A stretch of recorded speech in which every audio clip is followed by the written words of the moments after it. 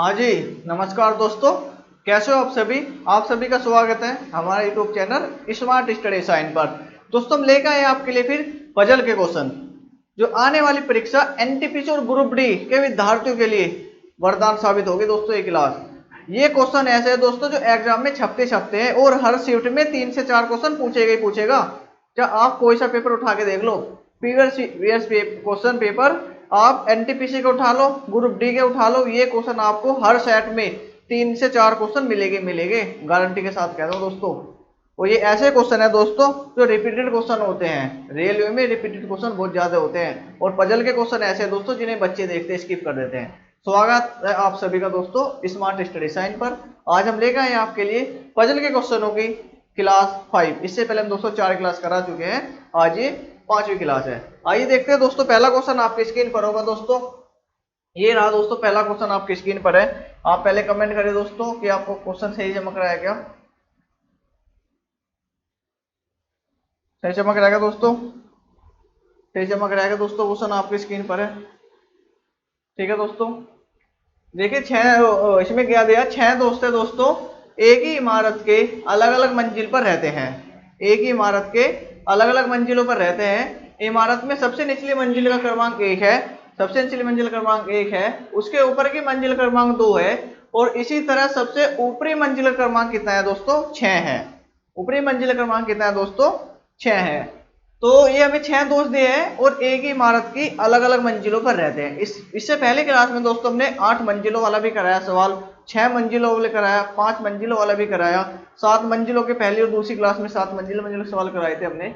आज देखते हैं 6ठी मंजिल का सवाल आपकी स्क्रीन पर है दोस्तों। ये तो दोस्तों कितनी मंजिल का है दोस्तों, इसमें 6 मंजिल का ही है। तो हम बना लेते हैं 1 2 3 4 5 और 6।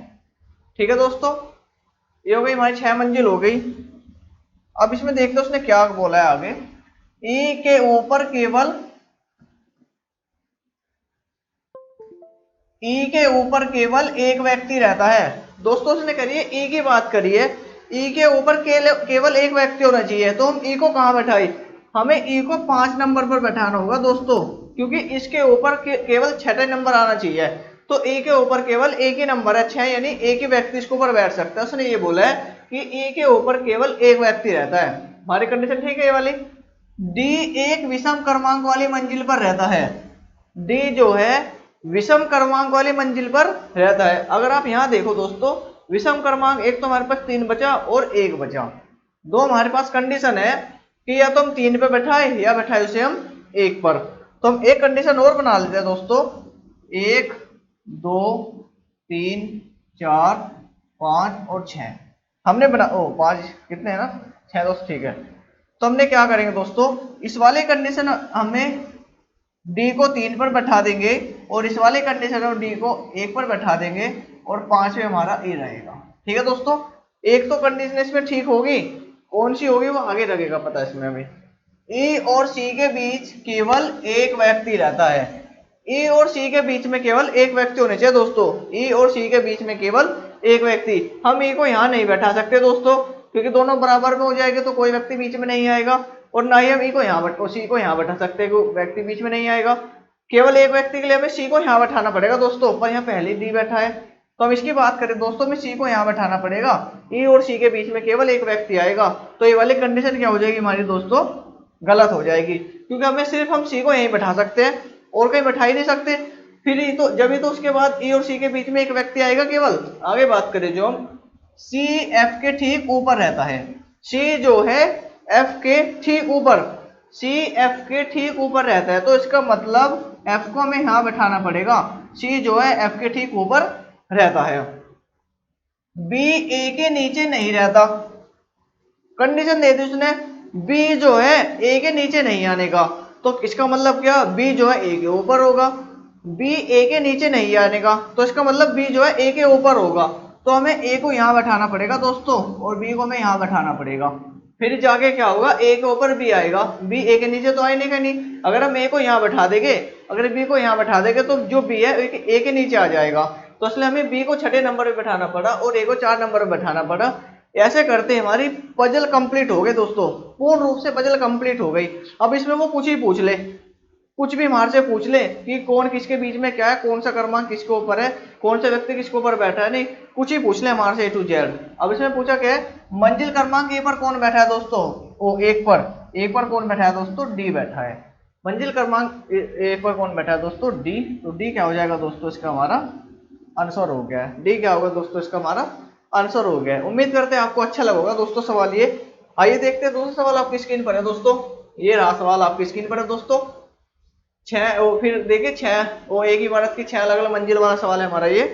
देखते हैं सवाल ये, P Q R S T और यू एक ही इमारत की 6 अलग अलग मंजिलों पर रहते हैं। 6 सदस्य हैं, एक ही इमारत की अलग अलग मंजिल पर रहते हैं। अब तो आपको शायद याद हो गया दोस्तों, इस सवाल देखते कर दोगे। इमारत में सबसे निचली मंजिल क्रमांक 1 है, उससे ऊपरी का 2 है और सबसे ऊपरी का क्या है दोस्तों, 6 है। हम क्या करेंगे, पहले मंजिल बना लेते हैं दोस्तों। 1 2 3 4 5 और 6। हमने 6 मंजिल बना ली दोस्तों। अब हम देखते हैं सवाल में उसने क्या दिया है। सवाल में उसने कहा है दोस्तों, P और S के बीच केवल 2 व्यक्ति रहते हैं। P और S के बीच कितने व्यक्ति रहते हैं, केवल 2 व्यक्ति। P और S के बीच में केवल 2 व्यक्ति आने चाहिए दोस्तों। उसने बोला है P और S के बीच में केवल 2 व्यक्ति, P ऊपर हो सकता है, S नीचे। अगली कंडीशन क्या होगी, S ऊपर भी हो सकता है और P नीचे हो सकता है। हमारे पास 2 कंडीशन है, हमने दोनों लिख ली है। इसमें बता नहीं सकते हम कहाँ बैठाए, इसलिए P और S के बीच में केवल 2 व्यक्ति आने चाहिए। आगे बात करें जो हम, S जो है T के ठीक नीचे रहता है। S की बात करें जो T के ठीक नीचे, S जो है T के ठीक नीचे, यानी इसका मतलब T को हमें यहाँ बैठाने का पड़ेगा इस वाली कंडीशन में, और इसमें बैठाना पड़ेगा दोस्तों यहाँ, क्योंकि T के नीचे S हो गया है। T के नीचे क्या हो गया, S हो गया है दोस्तों। T के नीचे रहता है P एक सम क्रमांक वाली मंजिल पर रहता है। P जो है एक सम क्रमांक वाली मंजिल पर रहता है, लेकिन मंजिल क्रमांक 2 पर नहीं रहता। 2 की बात करें दोस्तों हम, P यहाँ नहीं रहता, P यहाँ नहीं बैठेगा। कहाँ बैठेगा दोस्तों, सम संख्या पर बैठेगा, सम क्रमांक पर बैठेगा। कहाँ बैठेगा, 4 पे बैठेगा, बैठेगा वो दोस्तों 6 पर बैठेगा। बस हमारा सवाल हल हो जाएगा दोस्तों, क्योंकि हमें एक हिंट पता लग गया। एक हिंट से आप सवाल जल्दी सोल्व कर सकते हो। अब इसकी बात करें दोस्तों, जो हम P की बात करें, P 2 पर नहीं बैठेगा। कहाँ बैठेगा, या तो 6 पे बैठेगा या बैठेगा 4 पे। तो हमने इस वाली कंडीशन में क्या कर दोस्तों, 6 पर बैठा दिया P, इस वाली कंडीशन में बैठा दिया हमने दोस्तों यहाँ पर। ठीक है दोस्तों, अब ये वाली कंडीशन को फॉलो करो। P और S के बीच में कितने व्यक्ति आने चाहिए, 2।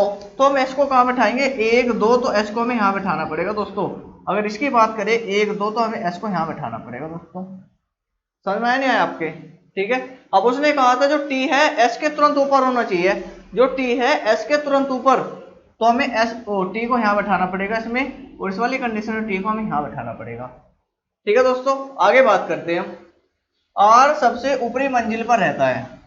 R की बात करें दोस्तों, उसने R कहाँ रहेगा दोस्तों, 6ठी मंजिल पर रहेगा R, और इसमें हमने P बैठा रखा है दोस्तों। इसमें क्या कर रखा है, हमने P बैठा रखा है। तो ये वाली कंडीशन हमारी गलत हो गई, क्योंकि R सबसे ऊपरी मंजिल पर रहता है।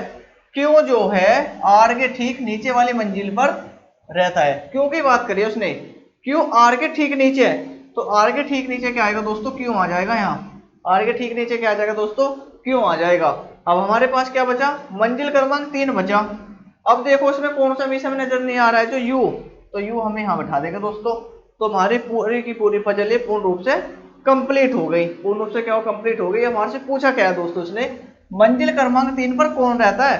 3 पर कौन रह रहा, U रह रहा है। तो 3 पर कौन है दोस्तों, U हमारा क्या हो जाएगा दोस्तों, इसका आंसर हो जाएगा। U क्या हो जाएगा दोस्तों, इसका हमारा आंसर हो जाएगा। आइए देखते हैं अगला सवाल आपकी स्क्रीन पर है दोस्तों। उम्मीद करते हैं आपको सवाल अच्छे लग रहे होंगे और समझ में भी आ रहे होंगे सवाल ये। आइए देखते हैं अगला सवाल आपकी स्क्रीन पर है दोस्तों। ये रहा सवाल, आपको दिख रहा है दोस्तों सही तरीके से, ठीक है, दिख रहा है सवाल हमारा दोस्तों। फिर देखें, 6 मंजिलों वाला सवाल है। HNPTW और Y एक ही इमारत की 6 अलग अलग मंजिलों पर रहते हैं। इमारत सबसे निचली मंजिल क्रमांक 1 है, उससे ऊपरी का 2 है, सबसे ऊपर का कितना है दोस्तों, 6 है। तो हम पहले क्या करते हैं दोस्तों, मंजिल बना लेते हैं पहले। 1 2 3 4 5 और 6। ठीक है दोस्तों, हमने 6 मंजिल बना ली है। हम एक मंजिल और बना के चल लेते हैं दोस्तों, एडवांस में चल लेते हैं पहले, फिर बनाएंगे अन्य। हमने एडवांस में बना लिया अपनी बार। टाइम बचाने के लिए। आगे बात करते हैं दोस्तों।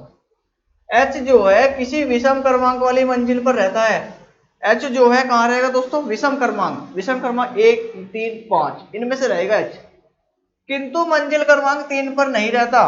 तो 3 पर कौन नहीं रहने का दोस्तों, H नहीं रहने का। मंजिल 3 पर कौन नहीं रहने का दोस्तों, H नहीं रहने का। उसने बोल दिया रहेगा तो विषम क्रमांक वाली पर 3 को छोड़ दो, 3 को छोड़ दो। इस वाली कंडीशन दोस्तों हमने H को यहाँ बैठा लिया 5 पर, और इस वाली कंडीशन दोस्तों हमने H को यहाँ बैठा लिया 1 पर, क्योंकि विषम क्रमांक पर बैठाना था। 3 को छोड़ दो, 1 और 5 बचे हमारे पास। एक कंडीशन में दोस्तों 5 को H को 5 पे बैठा लिया, एक कंडीशन में H को 1 पर बैठा लिया। आगे बात करते हैं जो H और N के बीच केवल 2 व्यक्ति रहते हैं।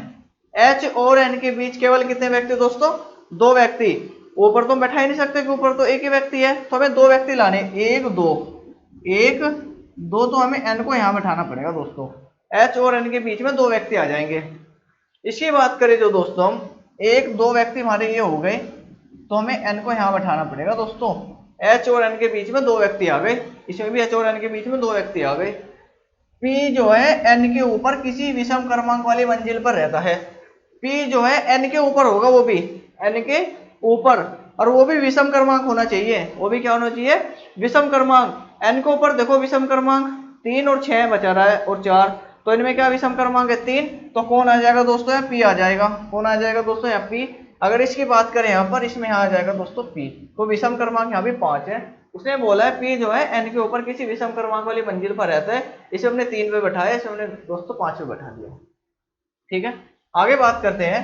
P और T के बीच केवल 2 व्यक्ति रहते हैं। P और T के बीच केवल 2 व्यक्ति आ रहे हैं दोस्तों।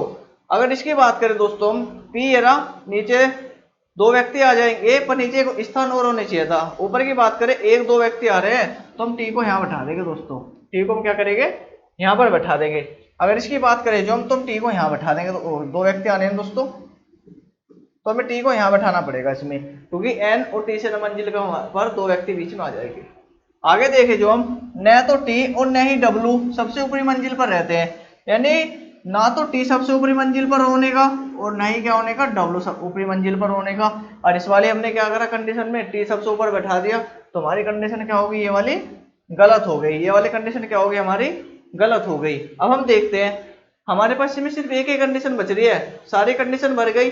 T हमने बैठा दिया 2 पर, तो W बचा, तो W कहाँ बैठेगा दोस्तों, 3 पर बैठेगा। W कहाँ बैठेगा दोस्तों, 3 पर बैठेगा। उसने पूछा है T से नीचे कितने व्यक्ति रहते हैं। T हमारा ये रहा, तो T से नीचे कितने व्यक्ति है दोस्तों, केवल एक व्यक्ति, केवल एक व्यक्ति इसके नीचे है। ठीक है, तो यही क्या हो जाएगा दोस्तों, हमारा आंसर हो जाएगा। यही क्या होगा दोस्तों, हमारा आंसर हो जाएगा। आपको दोस्तों देखने में लग रहा है कि हाँ बहुत ही लंबे प्रोसेस सवाल कर रहे हैं हम ये, पर ये बहुत ही छोटे प्रोसेस है। अगर आप 1-2 बार इन सवालों को कर लोगे अपने आप, पेन से अपना आप कर लोगे सवाल को, तो आप देखोगे कि आप इस सवाल में मुश्किल से 10 से 15 सेकंड में सोल्व कर सकते हो। 10 से 15 सेकंड में आपसे जल्दी जल्दी पढ़कर सोल्व कर सकते हो। तो ये कहते हैं दोस्तों, आज की क्लास में फिर आपको बेहतरीन सवाल का रीजनिंग के और आने वाली परीक्षा के लिए बहुत ही मोस्ट इंपोर्टेंट सवाल हो गए दोस्तों ये, क्योंकि हर सेट में ये 3 से 4 क्वेश्चन पूछता ही पूछता है। उम्मीद करते हैं कि आपको वीडियो अच्छी लगी होगी, कॉन्सेप्ट अच्छा लगेगा, तो प्लीज दिल से लाइक कर देना चैनल को, वीडियो को, और चैनल को सब्सक्राइब कर लेना, और ज़्यादा से ज़्यादा दोस्तों को शेयर कर दो वीडियो, अगर वीडियो अच्छी लगती है आपको। तो कल फिर मिलते हैं एक नई ऊर्जा के साथ, नए सवालों के साथ। तब तक के लिए जय हिंद, जय भारत।